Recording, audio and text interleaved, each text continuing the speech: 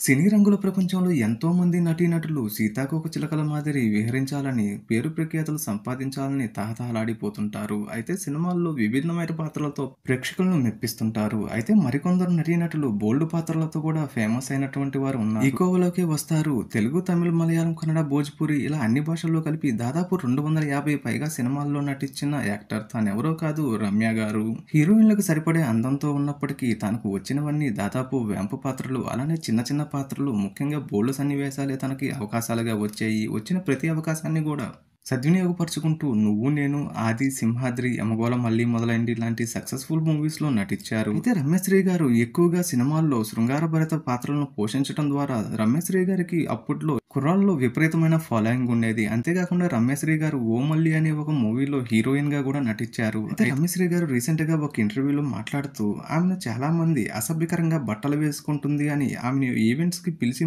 మళ్ళీ వద్దనేవారట. కానీ కొంతమంది అయితే సినిమాల్లో నటించినంత మాత్రాన తాను అలానే ఉంటుందా అంటూ సమర్థించేవారట. అయితే ఆమె ఎంత బోల్డ్‌గా నటించినప్పటికీ సినిమాల్లో బయట చాలా పద్ధతిగా ఉంటానని చీర కట్టుకొని ప్రతి ఈవెంట్స్‌కి వెళ్ళేదాన్నని చెప్పుకొచ్చారు. అలా చీర కట్టుకొని పద్ధతిగా ఒక ఈవెంట్‌కి తాను హాజరయ్యానని, అయితే అక్కడ ఒక పెద్ద మనిషి చీర కట్టిన ప్రతి మనిషి పతివ్రత కాదంటూ డ్రెస్సును చూసి అంచనా వేయకూడదంటూ హేళన చేశారట.